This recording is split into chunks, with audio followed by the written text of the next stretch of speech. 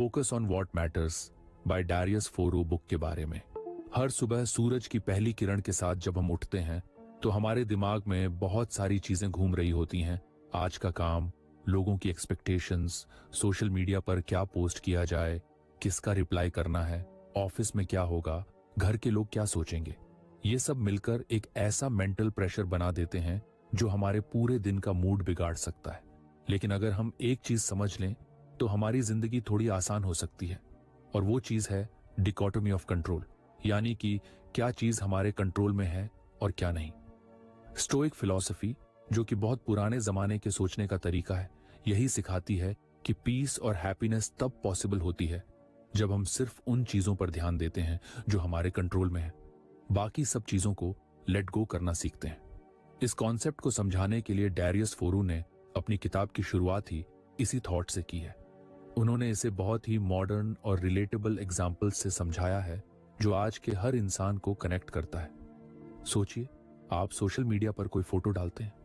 अब आप पूरी उम्मीद रखते हैं कि लोग लाइक करेंगे, अच्छे कमेंट्स देंगे। लेकिन अगर किसी ने कुछ बुरा कह दिया या फिर लोगों ने इग्नोर कर दिया तो आपको कैसा फील होता है? Sad, angry, demotivated. लेकिन थोड़ा रुकिए और सोचिए, क्या दूसरों की रिएक्शन आपके कंट्रोल में है? नहीं ना। आपके कंट्रोल में सिर्फ ये था कि आपने क्या फोटो डाली, किस इंटेंशन से डाली, और आप खुद उसके बारे में क्या सोचते हैं। बाकी सब लोगों की सोच, उनका टाइम, उनकी फीलिंग्स, ये सब एक्सटर्नल है। और जब हम इन चीजों से अपने पीस को जोड़ देते हैं तो हम अपनी खुशी खुद ही दूसरों के हाथों में दे देते हैं। फोरू बताते हैं कि अगर हमें इनर पीस चाहिए तो हमें यह समझना होगा कि हमें सिर्फ अपने एक्शंस पर फोकस करना है, उनके रिजल्ट्स पर नहीं। मतलब, अगर आप किसी जॉब इंटरव्यू के लिए प्रिपरेशन कर रहे हैं तो आपका फोकस सिर्फ इस बात पर होना चाहिए कि आपने अच्छे से तैयारी की या नहीं, आपने ऑनेस्टली एफर्ट किया या नहीं, जॉब मिलती है या नहीं वो आपके हाथ में नहीं है। कंपनी की जरूरत, बाकी कैंडिडेट्स का लेवल, इंटरव्यूअर का मूड, ये सब ऐसे फैक्टर्स हैं जो अनकंट्रोलेबल हैं। हम अक्सर इसी वजह से परेशान होते हैं कि हम चीजों को कंट्रोल करना चाहते हैं जो कभी हमारे हाथ में थी ही नहीं। किसी ने रिप्लाई नहीं किया, किसी ने इग्नोर कर दिया, प्रमोशन नहीं मिला, बारिश हो गई, ट्रैफिक लग गया, इन सब चीजों को लेकर हम अननेसेसरीली अपसेट हो जाते हैं। लेकिन अगर हम स्टोइक्स की तरह सोचें तो हम समझ सकते हैं कि हमारी एनर्जी सिर्फ उन्हीं चीजों पर लगनी चाहिए जो हम बदल सकते हैं। यह फिलॉसफी सिर्फ बड़े बड़े डिसीजंस में नहीं, छोटे छोटे डेली सिचुएशंस में भी बहुत काम आती है। जैसे कि किसी ने आपकी बात काट दी, या आपके काम की तारीफ नहीं की, या किसी ने गलत तरीके से ट्रीट किया, इन सब में आप सिर्फ एक चीज कंट्रोल कर सकते हैं, और वो है आपकी रिएक्शन। आप गुस्सा करेंगे या काल्मली हैंडल करेंगे, ये पूरी तरह आपके हाथ में है। फोरू इस बात को बहुत ही सिंपल वर्ड्स में कहते हैं कि हम हर दिन दो तरह की चीजों का सामना करते हैं, कंट्रोलेबल और अनकंट्रोलेबल। और अगर हम ये हैबिट बना लें कि हम हर सिचुएशन में सबसे पहले ये पहचानें कि ये किस कैटेगरी की चीज है, तो हमारा रिएक्शन और माइंडसेट दोनों काफी बेहतर हो सकते हैं। अगर कोई चीज अनकंट्रोलेबल है तो उस पर एनर्जी वेस्ट करने का मतलब है कि हम खुद को अननेसेसरी स्ट्रेस दे रहे हैं। सोचिए, अगर आप किसी इवेंट में जा रहे हैं और रास्ते में बारिश शुरू हो गई। अब आप अपसेट हो सकते हैं, कंप्लेन कर सकते हैं, या फिर आप काल्मली अम्ब्रेला निकाल सकते हैं और एंजॉय कर सकते हैं। यह सिंपल एग्जाम्पल दिखाता है कि कैसे हमारा पर्सपेक्टिव हमारा एक्सपीरियंस डिसाइड करता है। फोरू का मानना है कि माइंडसेट ही वो लेंस है जिससे हम दुनिया को देखते हैं, और डिकोटोमी ऑफ कंट्रोल हमें एक क्लियर लेंस देता है। कभी कभी हम सोचते हैं कि दूसरों को बदलना पॉसिबल है, लेकिन सच्चाई ये है कि किसी को बदलना आपके कंट्रोल में नहीं है। आप सिर्फ अपनी बाउंड्रीज बना सकते हैं, अपनी एक्सपेक्टेशंस क्लियर रख सकते हैं, और खुद को उस तरह से बिहेव करने के लिए ट्रेन कर सकते हैं जैसे आप चाहते हैं कि दूसरों से आपको रिस्पेक्ट मिले। जब आप खुद को बदलते हैं तो इनडायरेक्टली सिचुएशंस भी आपके फेवर में आने लगती हैं। एक और इंटरेस्टिंग बात यह है कि जब आप सिर्फ अपने कंट्रोलेबल एक्शंस पर फोकस करते हैं तो आपके अंदर एक अलग ही कॉन्फिडेंस आने लगता है, क्योंकि तब आप हर रिजल्ट को एक लर्निंग अपॉर्चुनिटी की तरह देखने लगते हैं, न कि फेलियर की तरह। फोरू बताते हैं कि जब उन्होंने ये कॉन्सेप्ट समझा तब उन्हें एहसास हुआ कि बेहद सी चीजों से डरना बेकार था, जैसे कि रिजेक्शन, क्रिटिसिज्म या अनसर्टेनिटी, क्योंकि वो सब उनके कंट्रोल में थी ही नहीं, तो डरने का कोई मतलब नहीं था। करियर अनसर्टेनिटी आजकल हर किसी को फेस करनी पड़ती है। कोई जॉब चला जाता है, कोई सैलरी से खुश नहीं है, किसी को अपने काम में पर्पस नहीं मिल रहा। लेकिन अगर हम इस अनसर्टेनिटी को इस नजर से देखें कि ये हमारे कंट्रोल से बाहर है, तो हम उसे एक्सेप्ट करना सीख सकते हैं और फिर अपने एफर्ट को उस डायरेक्शन में लगाना शुरू कर सकते हैं जो हमारे कंट्रोल में हो, जैसे न्यू स्किल्स सीखना, नेटवर्किंग करना, प्रोजेक्ट्स में खुद को प्रूव करना। इसी तरह से सोशल मीडिया का प्रेशर, किसी और की जिंदगी देखकर खुद को कम समझना। अगर आपको हमारी फ्री समरी अच्छी लगती है तो आप हमारे चैनल को सब्सक्राइब कर सकते हैं, हमारी मेंबरशिप खरीद सकते हैं या हमें यूपीआई के थ्रू सपोर्ट कर सकते हैं। अब समरी पर वापस चलते हैं। दूसरों की अचीवमेंट्स देखकर इनसिक्योर फील करना, ये सब तब तक होता है जब तक हम ये नहीं समझते कि वो सब हमारे कंट्रोल में नहीं है। हम बस अपनी लाइफ ऑनेस्टली जी सकते हैं। और जब हम खुद के एक्शंस, हैबिट्स और थॉट्स पर फोकस करते हैं तो कंपैरिजन खुद ही फेड हो जाता है। फोरू कहते हैं कि जब आप समझ जाते हैं कि पीस तब पॉसिबल है जब आप कंट्रोल छोड़ना सीखते हैं, तब आपकी जिंदगी एक अलग ही डायरेक्शन में चलने लगती है। आप ज्यादा रिलैक्स्ड, फोकस्ड और प्रेजेंट हो जाते हैं, क्योंकि अब आप हर मोमेंट को एक्सेप्टेंस के साथ जीते हैं, ना कि रेजिस्टेंस के साथ। ये कॉन्सेप्ट हमें सिखाता है कि स्ट्रेस को हैंडल करने का सबसे आसान तरीका है डिटैच फ्रॉम आउटकम और अटैच टू प्रोसेस। जब हम प्रोसेस पर ध्यान देते हैं तो हम ग्रो करते हैं, सीखते हैं और मैच्योर होते हैं, और यही रियल सक्सेस है। हर दिन जब आप किसी सिचुएशन का सामना करें तो बस एक सिंपल सवाल खुद से पूछिए, क्या ये मेरे कंट्रोल में है? अगर हां तो एक्शन लीजिए, अगर नहीं तो लेट इट गो। धीरे धीरे ये प्रैक्टिस आपकी आदत बन जाएगी और आपकी लाइफ में क्लैरिटी और काल्मनेस आ जाएगी। इस तरह स्टोइक फिलॉसफी और डैरियस फोरू की सिंपल येट पावरफुल एक्सप्लेनेशन हमें एक ऐसा माइंडसेट देती है जो आज के तेज और कंफ्यूज्ड वर्ल्ड में बहुत जरूरी है। पीस जो हम बाहर ढूंढते हैं वो अंदर से आती है, और उसका रास्ता यही है कंट्रोल को समझना और उसे सही तरीके से अप्लाई करना। अगर आप ये फिलॉसफी अपनाते हैं तो शायद प्रॉब्लम्स खत्म नहीं होंगी, लेकिन उनका असर जरूर कम हो जाएगा। और यही तो हम सब चाहते हैं, एक पीसफुल, क्लियर और फुलफिलिंग लाइफ। जब हम जिंदगी के बारे में गहराई से सोचते हैं तो हमें एहसास होता है कि बहुत सारी परेशानियां हमारे बाहर नहीं, हमारे अंदर से आती हैं।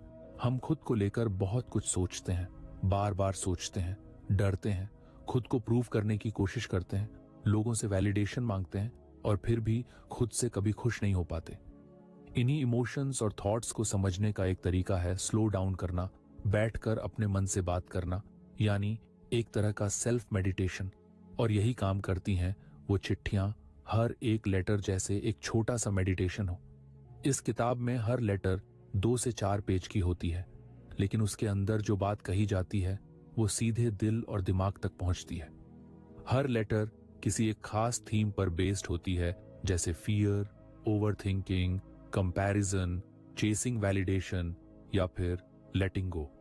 और क्योंकि ये छोटी छोटी रिफ्लेक्शंस होती हैं, इसलिए इन्हें पढ़ना आसान होता है और बार बार पढ़ने का मन करता है। ऐसा लगता है जैसे कोई अपना दोस्त हमें समझा रहा हो, या शायद हम खुद अपने दिल की बातों को कागज पर पढ़ रहे हो।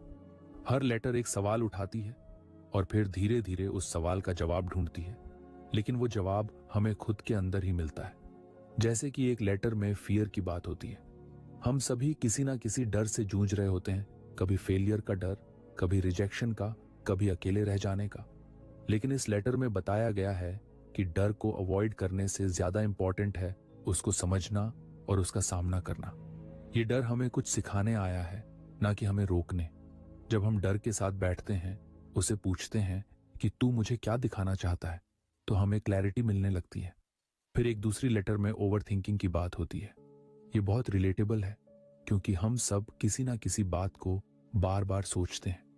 किसी ने कुछ कह दिया, कोई सिचुएशन वैसी नहीं रही जैसी हमने सोची थी, या फिर हम फ्यूचर को लेकर एंग्शियस हो जाते हैं। ये लेटर हमें सिखाती है कि सोचते रहना सॉल्यूशन नहीं लाता, बल्कि और कंफ्यूजन क्रिएट करता है। जब हम ओवरथिंकिंग में फंस जाते हैं तो हम प्रेजेंट मोमेंट से डिस्कनेक्ट हो जाते हैं।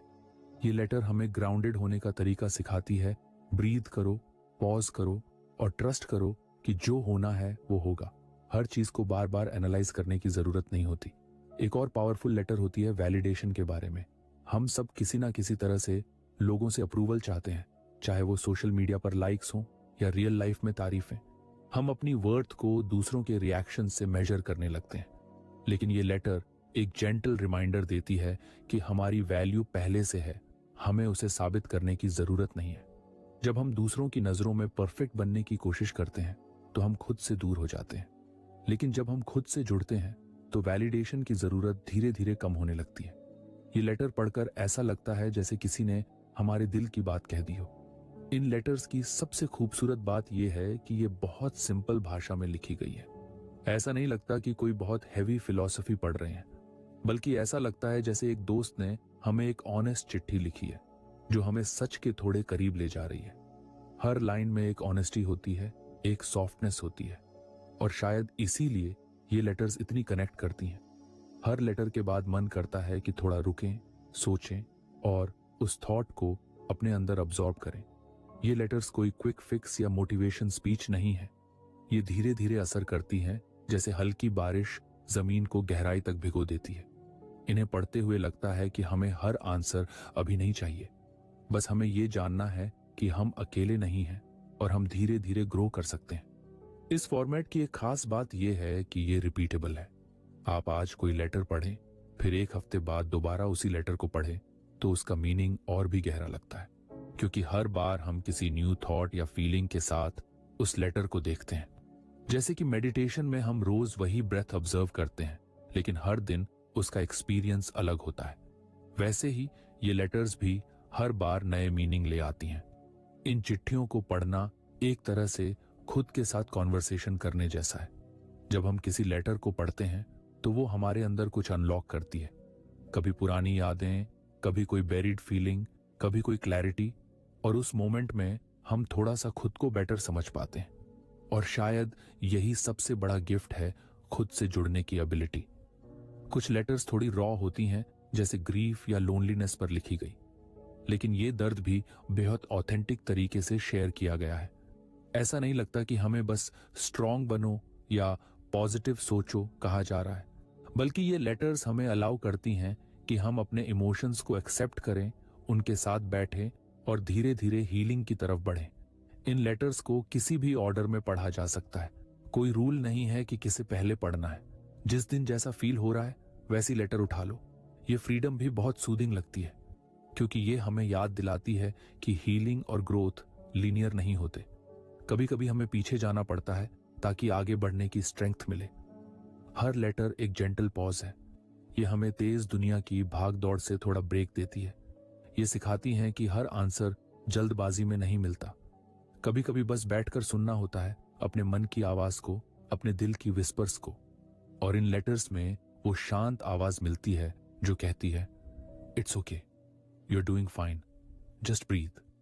इस किताब की सबसे बड़ी खूबी यही है कि ये आपको बेहतर बनने की जरूरत नहीं बताती, बल्कि ये आपको याद दिलाती है कि आप जैसे हो वैसे ही बहुत इनफ हो। इसमें कोई परफॉर्मेंस नहीं है, कोई जजमेंट नहीं है, सिर्फ एक्सेप्टेंस है। और शायद आज की दुनिया में ये सबसे ज्यादा जरूरी है। हर लेटर एक गिफ्ट है, माइंड के लिए, हार्ट के लिए और सोल के लिए। और जब आप इसे पढ़ते हैं तो ये एक्सपीरियंस सिर्फ एक किताब पढ़ने का नहीं होता, बल्कि एक जर्नी का होता है। ऐसी जर्नी जो बाहर की नहीं, अंदर की होती है। और यही जर्नी सबसे खूबसूरत होती है। अगर आप कभी कंफ्यूज्ड महसूस कर रहे हो, लो फील कर रहे हो, या बस खुद के साथ थोड़ा वक्त बिताना चाहते हो, तो इन लेटर्स की तरफ लौट आइए। ये आपको धीरे धीरे उस वर्जन की ओर ले जाएंगी जो आप हमेशा से थे, बस भूल गए थे। और हर बार आपको याद दिलाएंगी कि क्लैरिटी, पीस और सेल्फ लव बाहर नहीं, आपके ही अंदर है। आज की दुनिया में हम सबको एक चीज लगातार खींच रही है, डिस्ट्रैक्शन। हर तरफ से नोटिफिकेशंस आ रही हैं, हर पल कुछ ना कुछ नया दिख रहा है, और हमारा माइंड एक जगह टिक ही नहीं पाता। हम कुछ करने बैठते हैं और कुछ ही मिनट में फोन उठाते हैं, स्क्रॉल करते हैं, फिर भूल जाते हैं कि असल में करना क्या था। यही है वो डिजिटल नॉइज जिसके बारे में डेरियस फोरू बात करते हैं। उनके मुताबिक ये नॉइज बस आवाज नहीं है, ये हमारी क्लैरिटी, फोकस और अल्टीमेटली हमारी जिंदगी को क्वाइटली खा रही है। फोरू कहते हैं कि हमारी अटेंशन सबसे कीमती चीज है। ये कोई ओवर स्टेटमेंट नहीं है, क्योंकि जो भी हम अचीव करते हैं वो हमारी अटेंशन के यूज पर ही डिपेंड करता है। चाहे वो लर्निंग हो, रिलेशनशिप्स हो, करियर गोल्स हो या सेल्फ ग्रोथ, हर चीज के लिए सबसे पहले हमें अपना ध्यान देना होता है। लेकिन जब ध्यान ही बंटा हुआ हो, जब हर 2 मिनट में हम किसी दूसरे टैब पर चले जाते हैं, जब हर बीप पर हमारा माइंड वॉन्डर कर जाता है, तो हम किसी भी चीज में गहराई से कनेक्ट नहीं हो पाते। सोचो, जब हम किसी दोस्त से बात कर रहे होते हैं और बीच में फोन चेक करते हैं, तो ना हम उस दोस्त को पूरी तरह सुन पा रहे होते हैं और ना ही उस कनेक्शन को ट्रूली महसूस कर पाते हैं। वैसे ही जब हम कोई किताब पढ़ रहे होते हैं या कोई काम कर रहे होते हैं और माइंड बार बार किसी दूसरे थॉट या अलर्ट की तरफ भाग रहा होता है, तो वो मोमेंट धीरे धीरे खो जाता है। ये डिस्ट्रैक्शन सिर्फ टाइम नहीं खाता, ये हमारे अंदर की शांति, क्रिएटिविटी और सेटिस्फैक्शन को भी साइलेंटली खत्म कर रहा होता है। फुरू इस बात पर जोर देते हैं कि हमें अपनी अटेंशन को प्रोटेक्ट करना आना चाहिए। जैसे हम पैसे बचाते हैं, वैल्यूएबल्स को लॉक में रखते हैं, वैसे ही हमें अपने ध्यान को भी कॉन्शियसली गार्ड करना चाहिए। वो कहते हैं कि आज की दुनिया में अटेंशन ही असली करेंसी है और हर प्लेटफॉर्म, हर ब्रांड इसी के पीछे पड़ा है। इंस्टाग्राम, यूट्यूब, ट्विटर, ये सब हमारी अटेंशन के लिए compete कर रहे हैं और हम बिना सोचे समझे वो अटेंशन बांटते जा रहे हैं। एक रील यहाँ, एक ट्वीट वहां, एक आर्टिकल बीच में। धीरे धीरे हमारा माइंड शैलो हो जाता है। हम सब कुछ जानने की कोशिश करते हैं लेकिन कुछ भी गहराई से नहीं समझ पाते। इस डिजिटल डिस्ट्रैक्शन की कॉस्ट बहुत सटल होती है, इसलिए हम उसे तुरंत महसूस नहीं करते। लेकिन जब दिन खत्म होता है और हम सोचते हैं कि हमने क्या किया, तो लगता है कि कुछ भी पूरा नहीं हुआ। और यही सबसे बड़ा नुकसान है, half done work, scattered thoughts और परपेचुअल डिससैटिस्फैक्शन। फुरू कहते हैं कि इस साइकिल को तोड़ने का पहला स्टेप है अवेयरनेस। हमें यह समझना होगा कि क्या डिस्ट्रैक्ट कर रहा है और क्यों। एक पावरफुल पॉइंट जो वो बताते हैं वो है, डिस्ट्रैक्शन की जड़ बोर्डम नहीं बल्कि डिस्कम्फर्ट है। हम अनकंफर्टेबल इमोशन से बचने के लिए डिस्ट्रैक्शन की तरफ भागते हैं। जब कोई टास्क बोरिंग लगने लगता है, या जब हम एंग्शियस फील करते हैं, या जब कोई कॉन्वर्सेशन हमें इमोशनली चैलेंज करती है, हम फोन उठा लेते हैं, फीड स्क्रॉल करने लगते हैं। वो टेम्पररी एस्केप हमें अच्छा फील कराता है, लेकिन लॉन्ग टर्म में वो हमारी कैपेसिटी को कमजोर करता है। फोरू सजेस्ट करते हैं कि हमें अपने दिन को ऐसा डिजाइन करना चाहिए जहां हमारी अटेंशन सेफ रहे। इसका मतलब है कि हमें इंटेंशनल बनना पड़ेगा। क्या देखना है, कब देखना है और कितना देखना है, ये डिसाइड करना होगा। हर बार फोन पर हाथ जाने से पहले खुद से पूछो, क्या ये जरूरी है? क्या ये मेरे गोल को सपोर्ट करता है? क्या ये मुझे क्लियर करता है या और कंफ्यूज करता है? वो मॉर्निंग रूटीन्स के बारे में भी बात करते हैं, कैसे दिन की शुरुआत का तरीका पूरे दिन की टोन सेट करता है। अगर हम उठते ही फोन देखने लगते हैं, नोटिफिकेशंस चेक करते हैं, तो हमारा माइंड रिएक्टिव मोड में चला जाता है। हम अपने दिन को कंट्रोल नहीं कर रहे होते, बल्कि दिन हमें कंट्रोल कर रहा होता है। लेकिन अगर हम सुबह का पहला घंटा इंटेंशनल चीजों में लगाए, जैसे journaling, reading, silence, deep work, तो हमारी अटेंशन धीरे धीरे ट्रेन होने लगती है। इस अटेंशन को प्रोटेक्ट करने के लिए फोरू कुछ प्रैक्टिकल स्ट्रैटेजीज भी बताते हैं, जैसे टाइम ब्लॉक्स का यूज करना, डिस्ट्रैक्शन फ्री जोन्स क्रिएट करना, डिजिटल डिटॉक्स लेना और सबसे जरूरी, बोर्डम को टॉलरेट करना सीखना। जब हम बिना डिस्ट्रैक्शन के बैठे रहते हैं तो शुरू में अनकंफर्टेबल लगता है, लेकिन फिर धीरे धीरे वही बोर्डम आइडियाज में बदलने लगता है, क्लैरिटी में बदलने लगता है। हमारे बेस्ट थॉट्स तब आते हैं जब हम बस सोच रहे होते हैं ना कि किसी फीड में डूबे होते हैं। एक और इंटरेस्टिंग बात जो वो बताते हैं वो है डीप वर्क और शैलो वर्क का फर्क। बहुत बार हम पूरे दिन बिजी रहते हैं लेकिन कुछ मीनिंगफुल नहीं करते। हम ईमेल्स रिप्लाई कर रहे होते हैं, मैसेजेस भेज रहे होते हैं, टैब स्विच कर रहे होते हैं, लेकिन कुछ भी डीप नहीं होता। डीप वर्क वहीं पॉसिबल है जहां डिस्ट्रैक्शन ना हो, जहां हमारा दिमाग फ्लो में जा सके। और उस जोन में पहुंचने के लिए अटेंशन को डिसिप्लिन करना पड़ता है। डिस्ट्रैक्शन की वजह से हमारी क्रिएटिविटी भी सफर करती है। हम सोचते हैं कि स्क्रोलिंग से हमें इंस्पिरेशन मिलेगा, लेकिन होता उल्टा है। माइंड ओवरवेल्म्ड हो जाता है, कंपैरिजन शुरू हो जाती है और खुद पर डाउट होने लगता है। फोरू कहते हैं कि असली इंस्पिरेशन साइलेंस से आती है। जब माइंड क्वाइट होता है तभी वो ऑब्जर्व कर सकता है, इमेजिन कर सकता है, क्रिएट कर सकता है। उनका पूरा मैसेज यही है कि डिस्ट्रैक्शन की प्राइस सिर्फ समय नहीं होती, वो हमारी peace of mind, quality of work और हमारी आइडेंटिटी तक को अफेक्ट करती है। जब हम बार बार किसी दूसरे की आवाज सुनते हैं तो धीरे धीरे अपनी आवाज खो देते हैं। इसलिए जरूरी है कि हम अपने ध्यान को रिक्लेम करें, उसे उस डायरेक्शन में यूज करें जहां ग्रोथ हो, क्लैरिटी हो और मीनिंग हो। ये सब बातें पढ़ते हुए ऐसा लगता है कि हम सब कभी ना कभी इस ट्रैप में फंसे हैं, लेकिन अच्छी बात यह है कि इससे बाहर निकलने का रास्ता भी हमारे पास ही है। बस हमें थोड़ा सा अवेयरनेस, थोड़ा सा करेज और थोड़ा सा स्ट्रक्चर चाहिए। हम सब अपने दिन को ऐसे डिजाइन कर सकते हैं जहां नॉइज कम हो और पर्पस ज्यादा। जब हम अपनी अटेंशन की वैल्यू समझने लगते हैं तो हम ऑटोमेटिकली सिलेक्टिव बन जाते हैं। हम हर चीज को इंपॉर्टेंस देना बंद कर देते हैं और उन्हीं चीजों को चुनते हैं जो हमारे लिए रियल में मैटर करती हैं। और यही ध्यान से जीने की शुरुआत होती है। फरूक हमें डराते नहीं हैं, वो इंस्पायर करते हैं। उनका अंदाज ऐसा होता है जैसे कोई दोस्त धीरे से कह रहा हो, तू केपेबल है, बस थोड़ा कॉन्शियस हो जा। और शायद यही बात हमें अंदर तक छूती है। वो हमें सिखाते हैं कि आज की दुनिया में अटेंशन को बचा लेना ही सबसे बड़ी अचीवमेंट है। तो अगली बार जब हम बेवजह फोन उठाए तो बस एक पॉज लें, खुद से पूछें, क्या मैं अपना सबसे कीमती एसेट किसी और को दे रहा हूं? अगर आंसर हां है तो चॉइस हमारे पास है उसे वापस लेने की, उसे सही जगह इन्वेस्ट करने की और डिस्ट्रैक्शन के शोर में भी अपनी क्लैरिटी को बचाए रखने की। यही फोरू का सच्चा मैसेज है, अटेंशन को बचाओ, क्योंकि यही तुम्हारा असली पावर है। कई बार हम रात को लेट कर सोचते हैं, काश उस वक्त ये किया होता, काश उस बात को सीरियस लिया होता, काश उस इंसान से खुलकर बात की होती। ऐसे काश ही तो असली रिग्रेट होते हैं। डैरियस फोरू इस इमोशन को बड़ी सादगी और सच्चाई से समझाते हैं। उनके मुताबिक रिग्रेट सिर्फ इसलिए नहीं आता कि हमसे कोई गलती हो गई, बल्कि इसलिए आता है क्योंकि हमारे एक्शंस हमारे वैल्यूज से मैच नहीं करते। जब हम ऐसा कुछ कर बैठते हैं जो हमारे दिल के सच से अलग होता है, तब रिग्रेट धीरे धीरे अंदर पनपता है। हम सब ने कभी ना कभी ये फील किया है कि हम कुछ ऐसा कर रहे हैं जो दिल से ठीक नहीं लगता, लेकिन हम करते हैं क्योंकि सब कर रहे हैं या यही करना चाहिए। ये छोटी छोटी मिसमैचेस ही बाद में बड़े रिग्रेट में बदल जाती हैं। फुरू यही कहते हैं, रिग्रेट को अवॉइड करने का तरीका ये नहीं है कि हम परफेक्ट बन जाएं, बल्कि ये है कि हम खुद से बार बार पूछते रहें, क्या मैं वही कर रहा हूं जो मेरे लिए सच में इंपॉर्टेंट है? ये सवाल छोटा सा लगता है, लेकिन इसका असर बहुत गहरा होता है। इमेजिन करो, अगर हर दिन हर डिसीजन से पहले हम खुद से ये पूछें कि क्या ये मेरे लाइफ के पर्पस से अलाइंड है, तो शायद हम बहुत सारे गलत स्टेप्स बचा सकते हैं।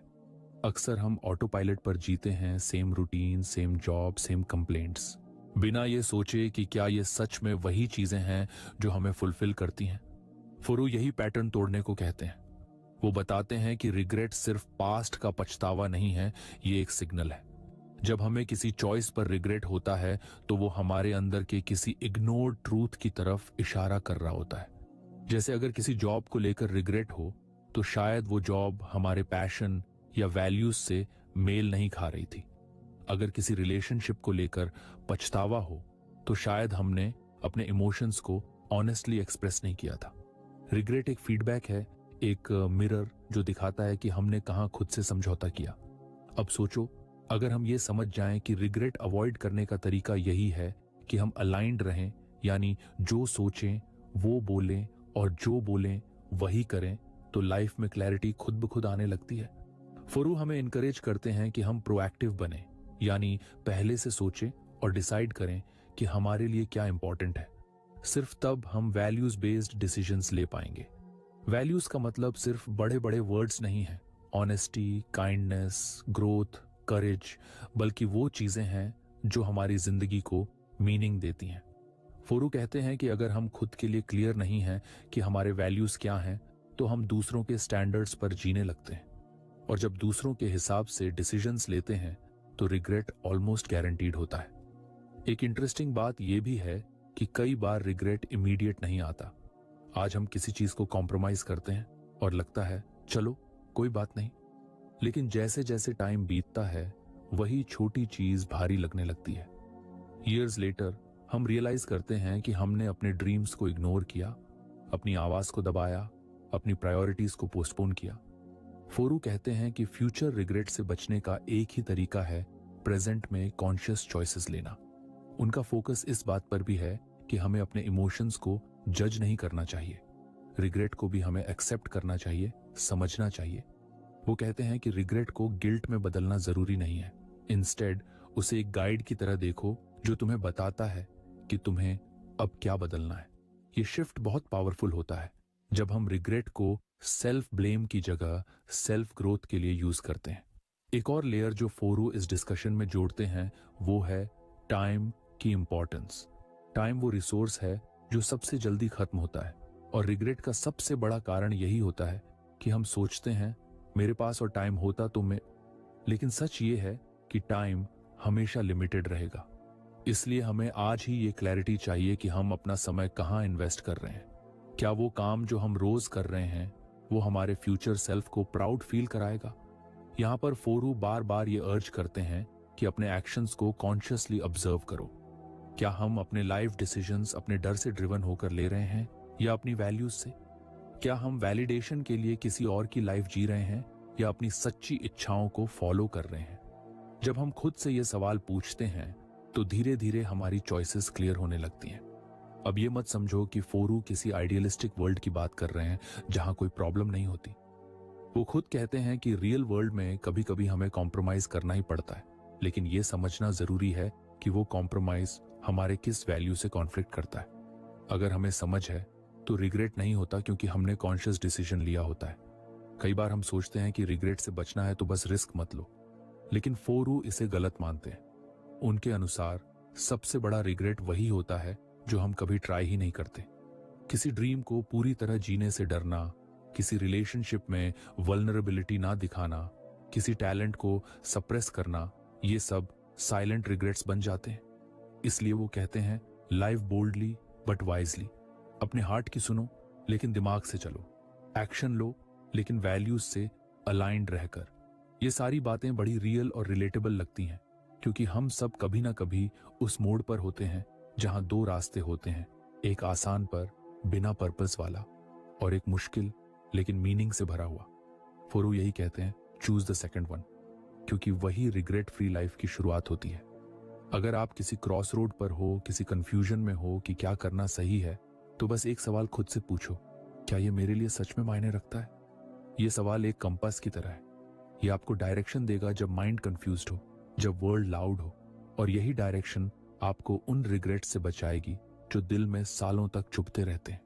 फोरू की बातों से ये साफ होता है कि रिग्रेट कोई एनिमी नहीं है, ये एक टीचर है। लेकिन उससे सीखने के लिए हमें सुनना आना चाहिए, रुकना आना चाहिए और पूछना आना चाहिए, क्या मैं वो कर रहा हूं जो मुझे सच में करना चाहिए? अगर हम रोज थोड़ी देर रुककर ये सवाल पूछें तो शायद हमारी जिंदगी रिग्रेट फ्री नहीं तो कम से कम रिग्रेट अवेयर जरूर हो सकती है। आखिर में बात वही है, एक मीनिंगफुल लाइफ जीने के लिए क्लैरिटी चाहिए, करेज चाहिए और कंसिस्टेंसी चाहिए। क्लैरिटी की क्या इंपॉर्टेंट है, करेज उस रास्ते पर चलने की और कंसिस्टेंसी उस ट्रूथ को हर दिन जीने की। और जब ये तीनों मिल जाते हैं तो रिग्रेट की जगह सेटिस्फैक्शन, गिल्ट की जगह ग्रोथ और कंफ्यूजन की जगह पर्पस आ जाता है। यही तो असली विन है।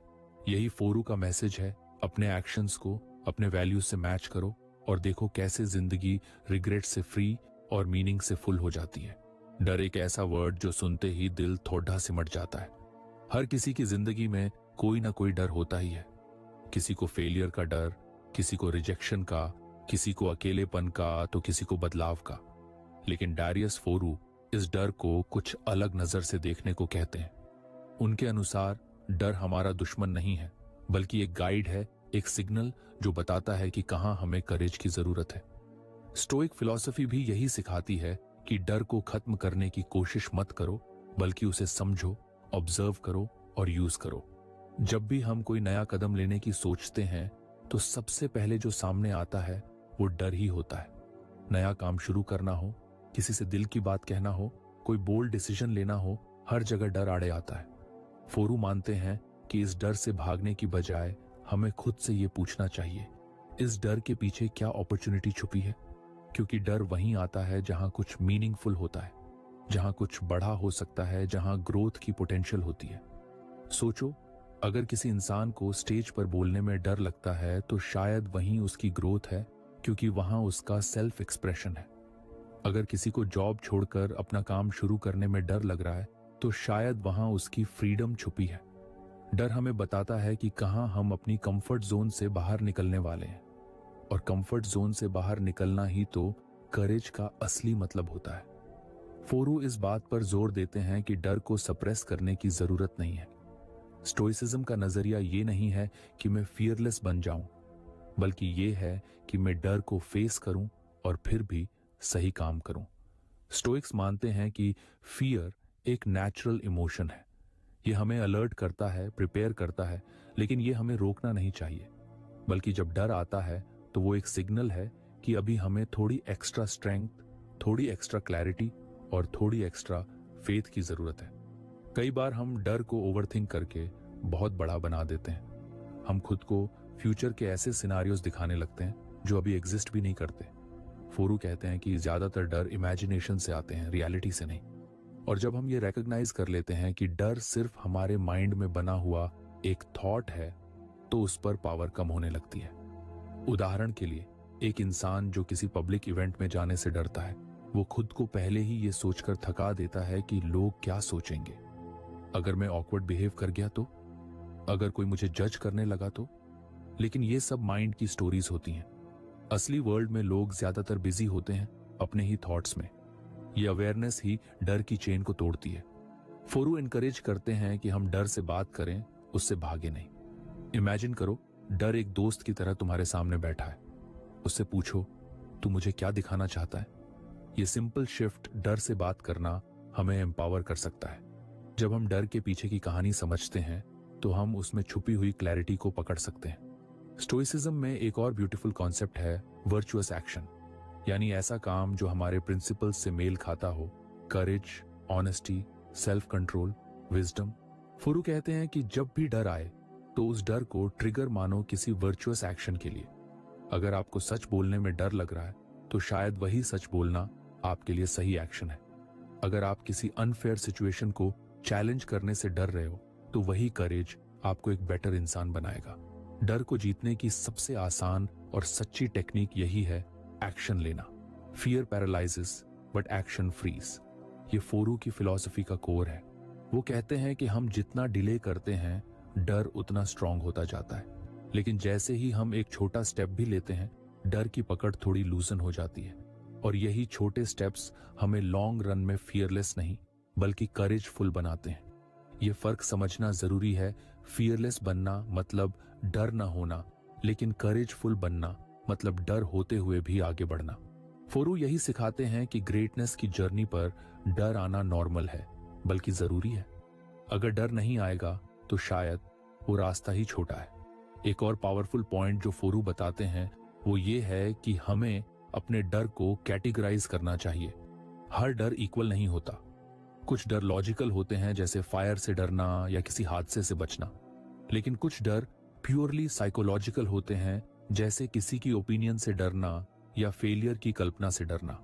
स्टोइक माइंडसेट सिखाता है कि पहले इन दो तरह के डर में फर्क करो, फिर जहां लॉजिकल डर है वहां सेफ्टी रखो, और जहां साइकोलॉजिकल डर है वहां सेल्फ अवेयरनेस और रिफ्लेक्शन से आगे बढ़ो। डर हमें स्लो कर सकता है, लेकिन अगर हम उसे अंडरस्टैंड करें तो वही डर हमें सही डायरेक्शन में पुश भी कर सकता है। फुरू ये भी सजेस्ट करते हैं कि आप डर का एक जर्नल रखो। जब भी कोई डर सताए उसे लिखो, क्या डर है, क्यों है और उससे जुड़ी रियलिटी क्या है। ये प्रोसेस क्लैरिटी देता है और कई बार डर की इंटेंसिटी को आधा कर देता है। एक और आइडिया जो बहुत ब्यूटीफुल है वो ये कि डर की वजह से रिग्रेट मत पालो। सोचो, अगर आप किसी काम को सिर्फ इसलिए ना करें क्योंकि डर लग रहा है और बाद में आपको उस डिसीजन पर रिग्रेट हो जाए तो वो डर कितना महंगा साबित हुआ।